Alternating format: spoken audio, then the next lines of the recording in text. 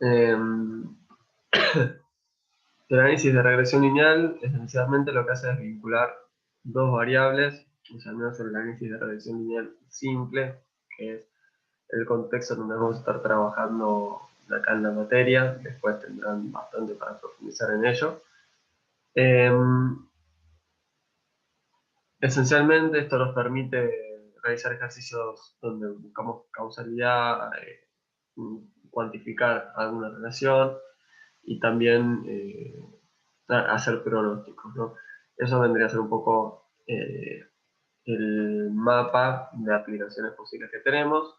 En general lo que vamos a tener es una variable dependiente con todos sus distintos botes, y eso lo vamos a intentar explicar con una variable independiente, ¿no? O sea, una variable va a ser explicada, y va a ser explicada, la variable x va a ser explicativa. La variable x explica a la variable y, ¿no? Entonces, en esencia, es ese el marco donde vamos a trabajar, y lo que dijimos fue, bueno, si yo agarro y empiezo, me voy y me busco mis datos, ¿no? Bueno, entonces podría ser que tenga alguna suerte de vinculación positiva, ¿no? Y lo que yo voy a intentar hacer es encontrar cuál es la recta que mejor ajusta a esto, de forma tal que se minimice la distancia de los puntos de esta recta contra la de estos puntos, ¿no? O sea, cuando x varía a 3, yo quiero que estos errores, ¿no? Que esos puntos que se alejan de mi recta, estén lo más cerca posible de mi recta. Entonces hay que buscar la recta que mejor se adecue a los datos. Y esto decíamos que puede ser una relación positiva, que puede ser una relación negativa, ¿no? Eh, no sé si vale la pena ya ponernos en tanta profundidad. Dijimos también que pueden estar directamente incorrelacionadas, y recuerden que nosotros lo que pensábamos era, bueno, mirad, nosotros podemos tener un par de variables y, o sea, acuérdense, ¿no? Que nosotros en esto hicimos bastante énfasis, que podemos tener directamente, perdón, quiero hacer algo que hice antes de este curso.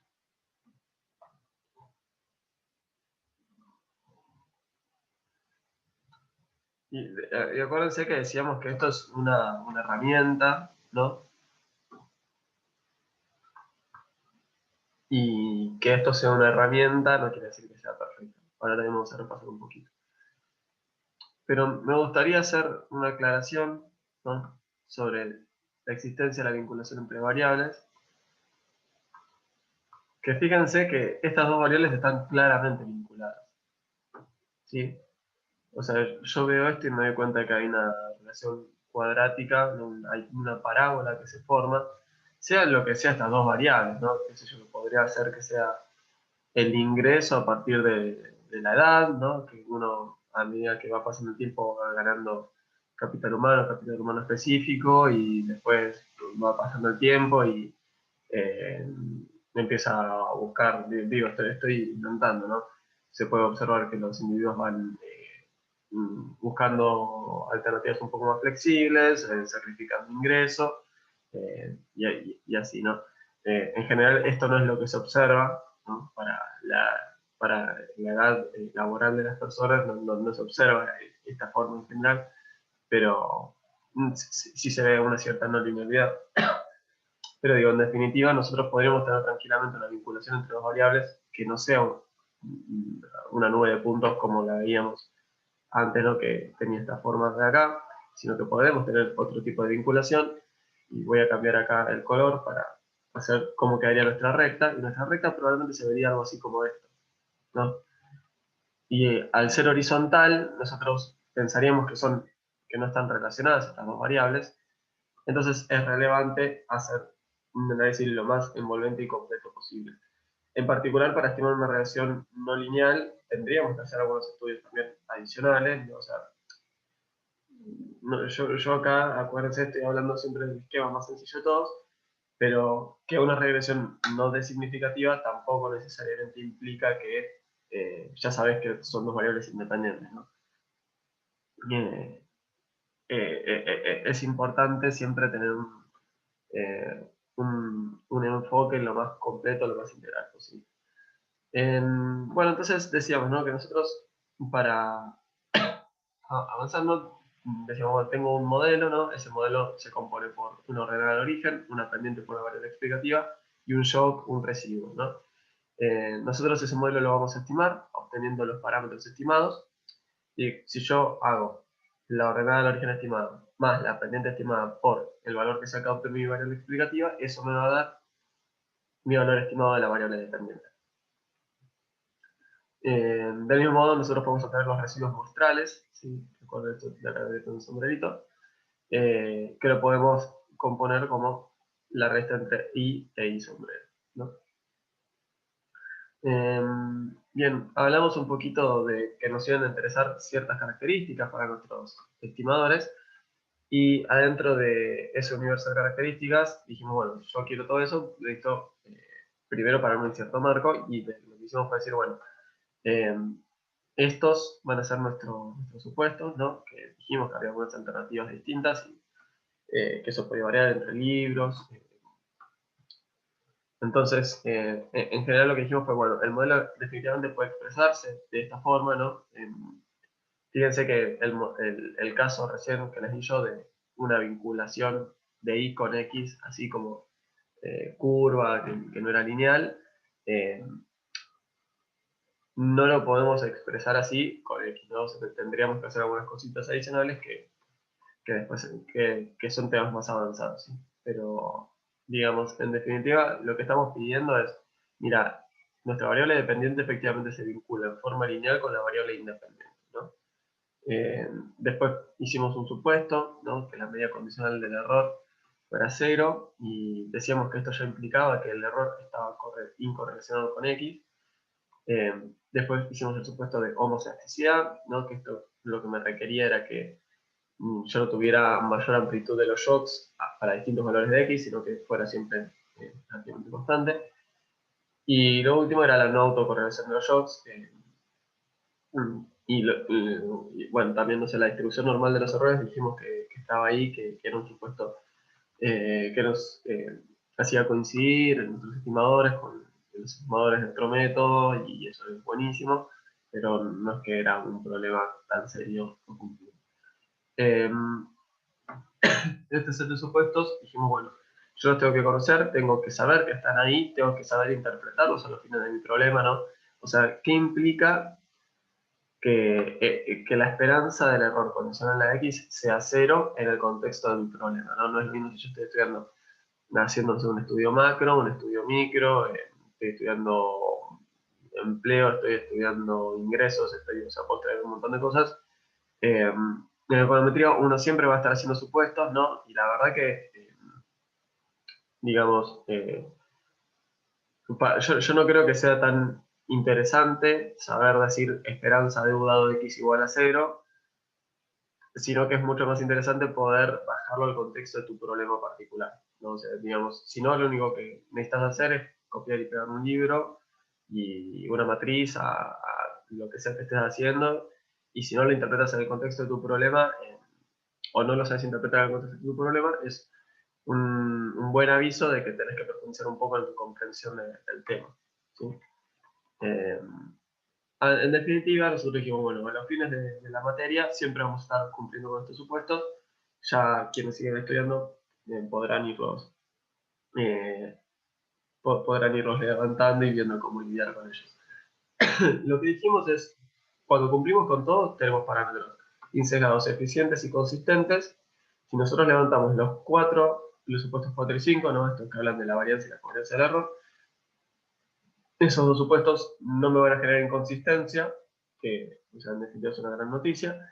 El problema es más que nada si yo levanto el supuesto que acá marcamos como 3, ¿no?, de la esperanza condicional del error. Y eso, lo repito, yo creo que van 3 veces que lo dije, pero es súper importante, ¿sí? O sea, en conocer el problema que hay atrás de levantar un supuesto es muy relevante. Bien, entonces, nosotros dijimos que siempre hay que tener mucho cuidado, ¿no? Y que lo que hay detrás de un modelo de regresión es una correlación, ¿no? Lo que estamos midiendo es una correlación entre dos variables. Y quienes sigan estudiando van a ver, o sea, la correlación no implica causalidad. Que yo agarre y haga un modelo, y por más que ajuste bastante bien, esa relación no necesariamente me refleja un vínculo causal, ¿no? Dimos un par de ejemplos bizarros ayer también, pero eso es súper relevante que lo tengan en cuenta, en definitiva. O sea, al final del día, nuestro modelo va a ser o sea, va a estar reflejando una correlación, ¿sí? Eh, y, y, y afortunadamente después verán que cada vez hay más desarrollos y esto nos mejora todo el herramental que tenemos y eso es muy importante, pero acuérdense que ahora estamos con lo más inicial. Hablamos también de las esperanzas condicionales y la varianza condicional y mencionamos, bueno, hicimos el desarrollo para la esperanza condicional de X y la varianza, perdón, la esperanza condicional de Y en X y la varianza condicional de Y en X. Llegamos a las expresiones, recuerden que esto de acá tiene un pequeño error de tipeo que debe decir varianza. Dimos un ejemplo donde intentamos explicar al salario con los años de educación y valiéndonos de ese ejemplo mostramos este diagrama de la pendiente, que la idea es que un cambio en una unidad en mi variable explicativa me implica beta 1 cambios en la variable explicada, ¿no? Entonces yo aumentaba un año de educación, entonces si yo el salario lo tengo medido en pesos, entonces lo que yo espero, sí, lo que yo espero, lo que yo proyecto, lo que yo espero es un aumento de beta 1 pesos en el salario, ¿no? Y beta 1, o sea, acuérdense que beta 0 y beta 1 no están restringidos, pueden ser 0, pueden ser mayores que 0, pueden ser menores que 0, pueden ser grandes, pueden ser pequeños, ¿ok? Lo importante simplemente es el, que o sea, el parámetro a nosotros nos va a preocupar que sea razonable a los fines de nuestro estudio. Por ejemplo, que el salario dependa negativamente de la educación sería algo que como mínimo nos debería hacer saltar una alarmita y, bueno, vamos a chequear qué hay de raro acá. ¿Ok? Entonces lo que hicimos después fue, bueno, dar las estimaciones y dijimos, bueno, a ver, ¿cuál es la forma de mis estimadores? Bueno, los parámetros poblacionales tienen esta forma, ¿no? Dependen de la covarianza, de la varianza de X, de la media de Y y de la media de X. Y lo que hicimos fue decir, bueno, ¿cuál sería la versión muestral de esto? Y la escribimos, ¿no? O sea, para beta 1 podemos hacerlo utilizando esta fórmula, ¿no? Pero también podemos demostrar, no es muy difícil, si quieren lo podemos ver, que esta fórmula es equivalente a esto que estoy escribiendo acá. ¿Sí? A los fines de los ejercicios que tenemos, sugerencia mía, anótense todas las fórmulas, ¿sí? Porque capaz que en un ejercicio les dan como dato la sumatoria de y por x, y capaz que en otro ejercicio les dan como dato la sumatoria de y menos y barra por x menos y barra, ¿no? Entonces uno, o sea, un poco en estos primeros ejercicios lo que tiene muchas veces es estos desafíos de, bueno, o sea, yo te voy a dar un set de datos, fíjate cómo podés obtener aquello que yo te voy a pedir utilizando estos datos de una forma estratégica, ¿no? Bueno, y estas formas de dónde surgían, y lo comentamos, no lo demostramos, lo comentamos, eh, que surgían de intentar minimizar esta resta, o sea, la suma de estas diferencias elevadas al cuadrado, ¿no? Que lo que decíamos era, bueno, si yo intentara minimizar simplemente estas diferencias, ¿no? ¿Qué podría pasar? Bueno, yo tranquilamente podría tener, si mis datos son estos, tranquilamente podría tener esto así. Eh, Y lo único que me fijaría, lo único que me importaría sería que estos errores, ¿sí? Que esta distancia entre los puntos y mi recta, se compensan. Y no me preocuparía que esa distancia sea alta o baja, ¿no? Entonces, para empezar, dijimos, bueno, entonces lo que podemos hacer es no preocuparnos solamente porque sean, o sea, para evitar esta idea de compensación, puedo poner nosotros o sea, puedo hacer el módulo de estas diferencias, ¿no? Y al agarrar el valor absoluto, no voy a tener que se compensen, ¿no? Y ahí voy a resolver un poco ese problema. Eh, Ahora, ¿cuál es la cuestión? Que nosotros acá le estaríamos dando igual de peso, ¿no? A tener esta distancia que, o sea, tener dos veces una distancia pequeña o tres veces distancia pequeña le estaríamos dando el mismo peso que tener una vez una distancia grande.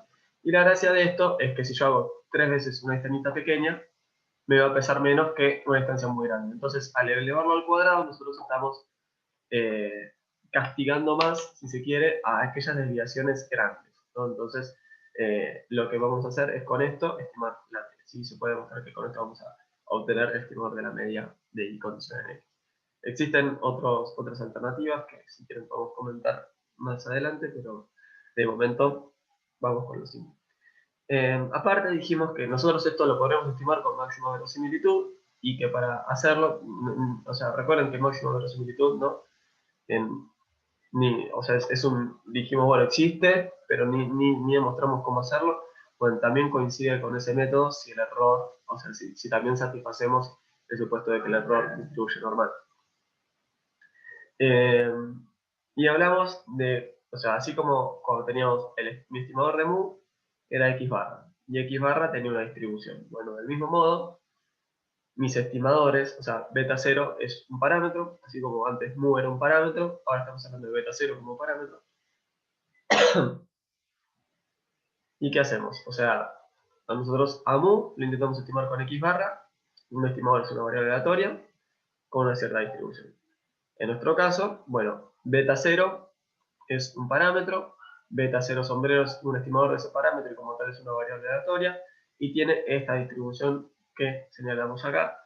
En particular, esta distribución de acá no demostramos de dónde sale, quizás nos demoraría bastante también, pero digamos, el objetivo de esta primera unidad es más que nada empezar a aplicarlo, más que demostrarlo. Después verán un poco más y de hecho se pueden relajar algunos supuestos y conservar esta distribución pero en forma sintótica. De momento simplemente vamos, como ya dije, a los fines del curso, bueno, satisfacemos todos los supuestos y trabajamos con mucha tranquilidad.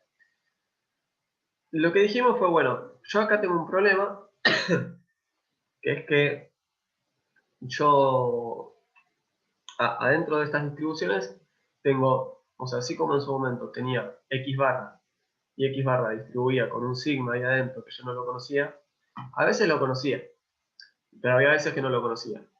Bueno, en nuestro caso nunca vamos a conocer la varianza del error, ¿sí? O sea, el error es inobservable, no conozco su varianza, punto, ¿ok? Entonces, ¿qué propusimos como solución?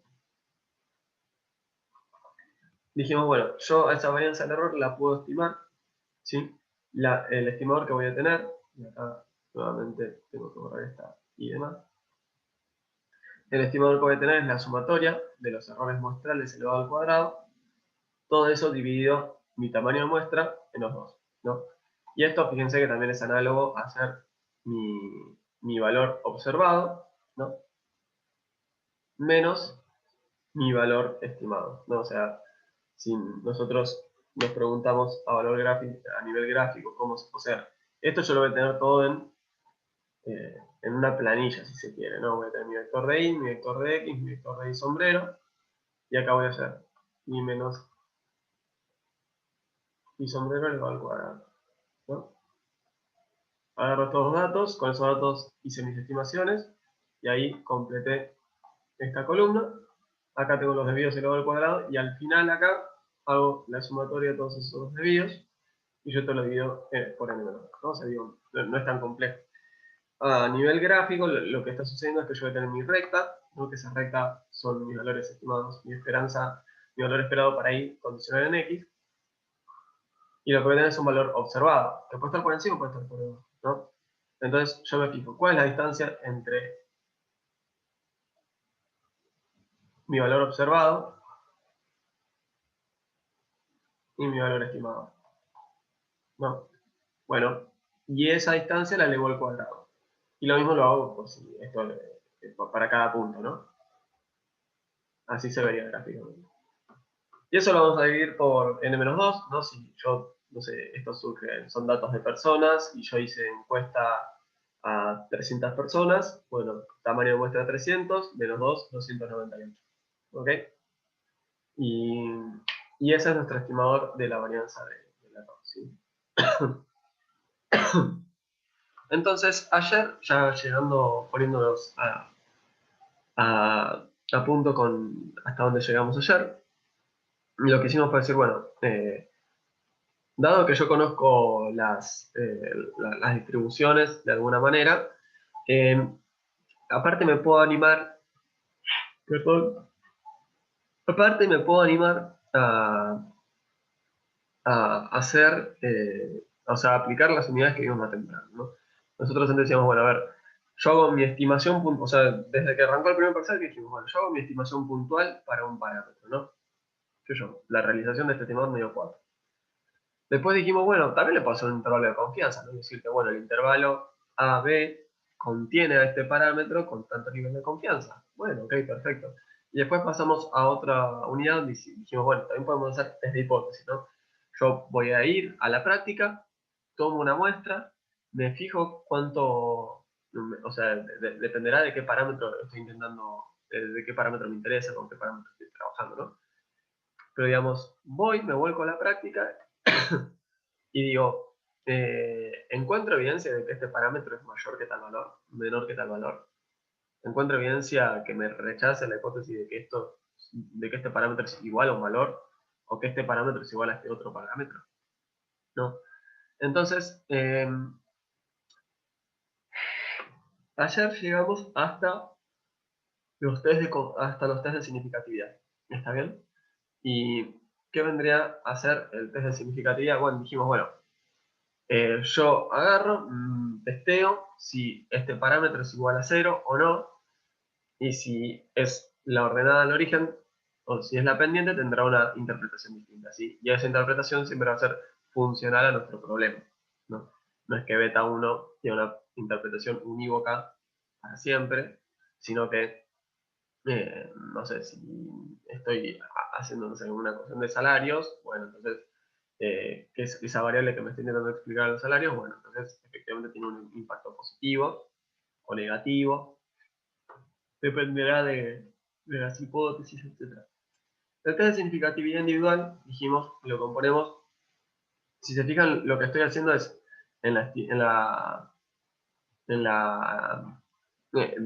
la slide donde demostramos las distribuciones, yo lo que hago es lo mismo que hacemos con X barra cuando el desvío era desconocido, divido por el resto por la media y divido por el desvío. Y, o sea, así como con la X barra, cuando el desvío era desconocido, lo que hacemos era un cociente, después simplificábamos, bueno, acá sucede algo similar. La cuestión es que en vez de usar sigma cuadrado, voy a usar mi estimador de sigma cuadrado, porque yo no conozco sigma cuadrado, y este cociente distribuye ¿está bien? Con n-2 grados de libertad. Bueno, estupendo. Entonces, este es mi estadístico y mis hipótesis nula y alternativa para el test de significatividad individual es este, ¿sí? Dijimos que al test de significatividad individual también le decimos test T, ¿no? Que muchas veces lo pueden encontrar así como, porque así como está este test, también hay otro que es muy aplicado y también está muy estandarizado, que usa una distribución F. Entonces, como que se distinguen sencillamente diciéndoles test T y test F. Denme un segundo que veo que hablaron por el chat. O sea, acá por ejemplo, Alejo pregunta qué pasa, ¿no? Si la diferencia entre beta 1 sombrero y beta 1 es grande o pequeña. Bueno, digamos, para empezar jamás lo vamos a saber, porque yo beta 1 jamás lo voy a observar. No tengo forma de conocerlo. Entonces, esta distancia, jamás podríamos siquiera estar tentados a decir, bueno, tiene tal valor. Estoy pensando, no se me ocurre ningún ejemplo donde puedas tener una intuición a priori de qué valor adoptaría beta 1, a menos que, no sé, que estés con algún caso bastante abstracto, capaz. Eh, pero digo, en general, eh, beta 1 está estimando a beta sombrero 1 está estimando a beta 1. Entonces, esa distancia debería ser pequeña porque, de acuerdo a nuestras propiedades del estimador, eh, beta 1 sombrero converge a beta 1, ¿no? Entonces deberíamos tener con un buen nivel de seguridad que esta estimación está bien. Si estamos violando los supuestos, bueno, ya se complica bastante la idea de que ese estimador se esté acercando al verdadero parámetro. Ahora, acuérdense que esto es como cualquier test de hipótesis, ¿no? Que nosotros agarramos y en test de hipótesis, ¿qué teníamos? Hacíamos un test de... Ay, qué huevo. Hacemos un test de hipótesis para la medida, ¿no?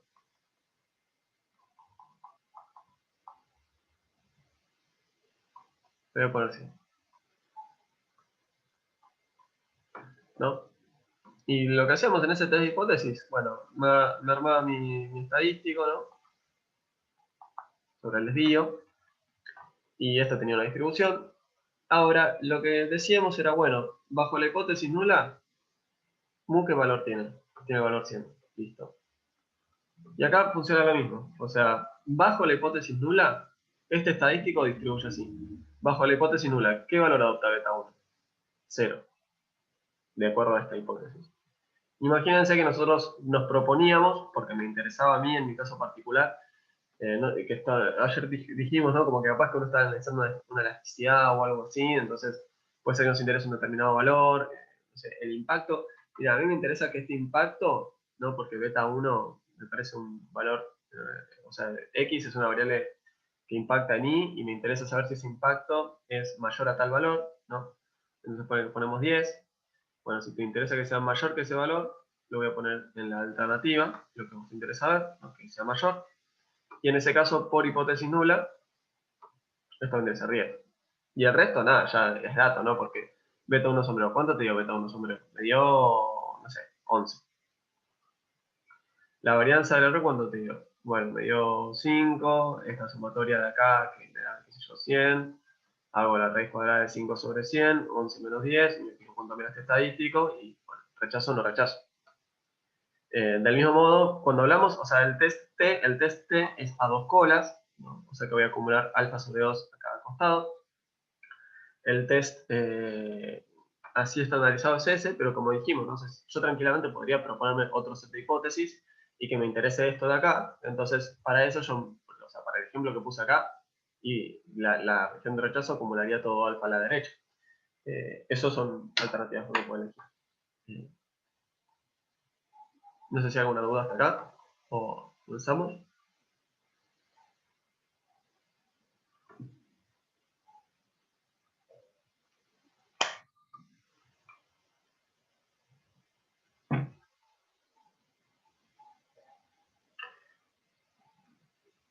Bueno, saben chicos que hoy a la mañana me llegó un mail de una persona de Perú diciendo que estaba viendo mis videos de econometría en YouTube y me pidió los files, así que eh, nada, eh, haría chistes de youtubers, pero seguramente eso va a delatar mi edad, así que no me voy a meter ahí, ¿viste?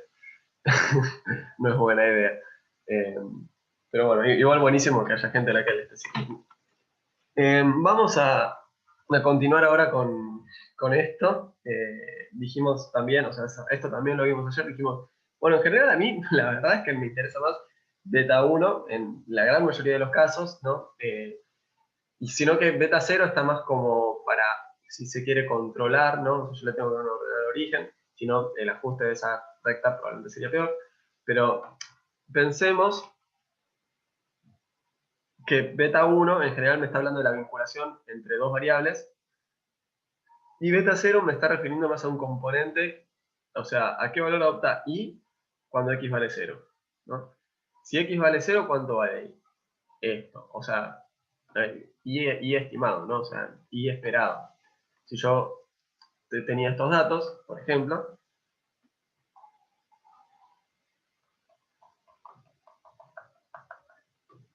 bueno, entonces yo hice mi recta de regresión, bueno, cuando x valía 0, ¿cuánto vale?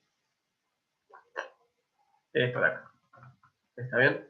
Y eso a veces tiene interpretación, a veces no, ¿ok? A veces, de hecho, tenemos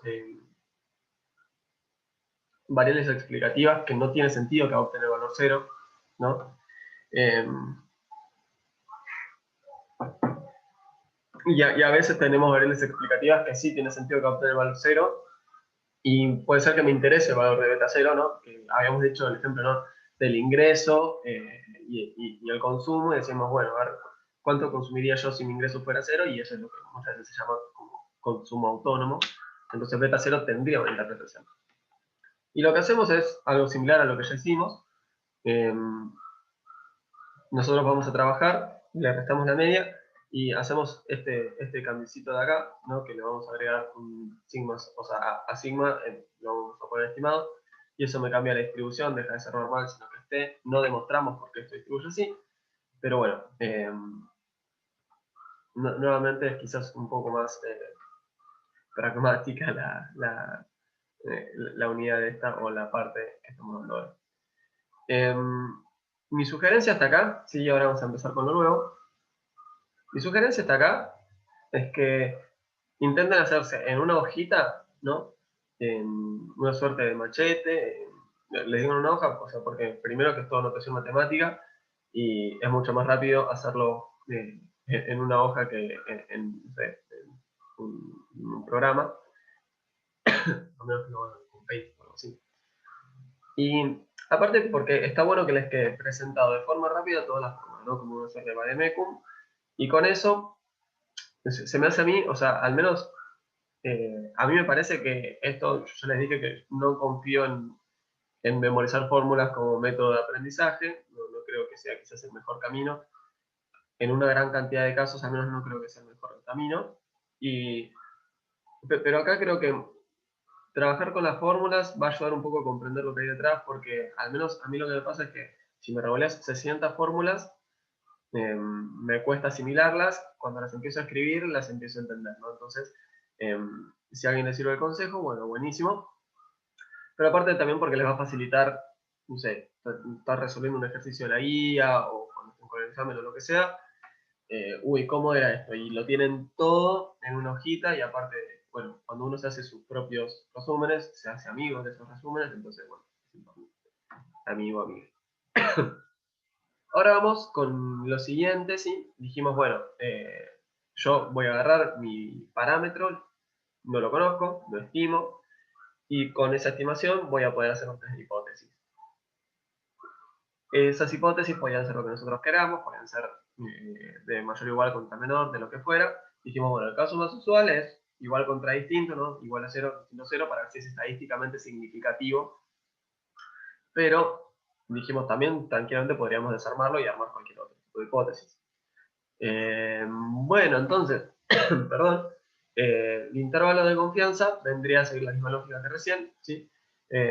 Acuérdense que intervalos y test son dos unidades súper hermanadas, entonces cuando yo trabaje con intervalos de confianza, lo que voy a confeccionar como intervalo de confianza es mi valor estimado, ¿sí? Y el límite superior lo hago sumándole la t de student que acumula 1 menos alfa sobre 2 con n menos 2 grados de libertad, acá me equivoqué yo, menos mal que me detuve, por esta raíz cuadrada, ¿no? O sea, esto surge, voy a hacer el de beta 1 porque es más cómodo, ¿sí? Esto es donde surge. Fíjense, nosotros recién lo planteamos al estadístico, dijimos que tenía esta forma, ¿no? Dijimos que esto distribuía T student con n menos 2 grados de libertad. Del mismo modo, entonces, bueno, si eso tiene esa distribución, y acá, perdón, me quedé sin espacio.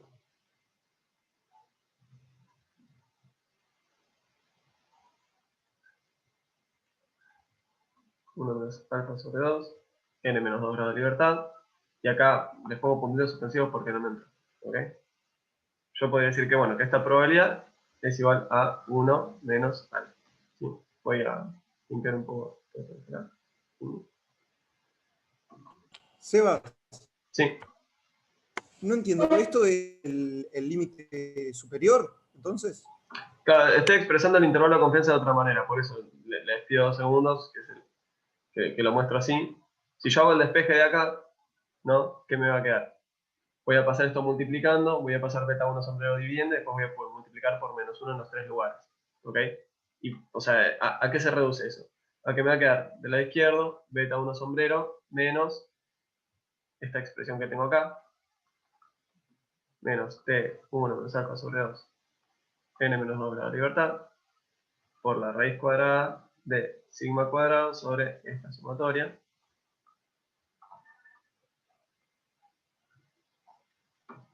En el centro me va a quedar beta 1. Y del lado derecho lo mismo, ¿no? Entonces, si quieren, permítanme a toda esta expresión, porque no me va a entrar, ¿está bien? A esta expresión le decimos A, porque si no, literalmente no me va a alcanzar el espacio. Y el límite superior es beta 1 sombrero más A. Sí, y esto es con una confianza igual a 1 menos A. Acá lo que estoy intentando decir es, bueno, si yo le sumo esto, tengo el límite superior. Si yo le resto esto, lo que tengo es el límite inferior. ¿Sí? Es otra forma, otro tipo de notación que también está para intervalos de confianza, ¿no? Que es este valor más menos esto, me da el intervalo. Nosotros no trabajamos tanto con esa notación. En este caso particular me simplificaba muchísimo la notación igual. ¿Cómo dijiste, Seba, si sumo, cuál límite es? O sea, sí, pensémoslo intuitivamente, ¿no? Lo que yo tengo acá, fijémonos, no sé quién me preguntó, perdón. Yo, Juliana. Juliana, bueno. Fíjate, Juliana, ¿no? T, donde acumula 1 menos alfa sobre 2, ¿no? O sea, acordate, alfa es un valor que va a ser siempre pequeño. Esto que iluminé acá de azul, ¿vendría a ser positivo o negativo? Intuitivamente. No, o sea, yo me fijo en donde la T de estudiante acumula 99% de probabilidad. Positivo. Claro, positivo. Bien, la varianza dijimos siempre adopta un valor. Positivo. Perfecto. Y acá lo que tengo es una suma de cuadrados, ¿no? Y el cuadrado de una variable siempre, ¿qué signo debería adoptar? Positivo también. Perfecto. Entonces, todo esto que tenemos acá es positivo, ¿no? Sí. Entonces, lo que yo estoy proponiendo, y ya se nos está por cortar, pero intentemos cerrar la idea, es, tengo algo, le sumo algo positivo y le resto Sí. algo positivo, ¿no? Entonces, lo que estoy diciendo es, bueno, tengo esto, me corro para arriba un poco y me corro para abajo un poco. Entonces, si yo le sumo esto, hago esto más esto, lo que tengo es el límite superior. Si yo hago esto menos esto, tengo el límite inferior. ¿Sí? Claro, está bien. Genial. Gracias, Seba. No, por favor, Julián. Salimos y entramos que ya me va a cortar Zoom. ¿Sí?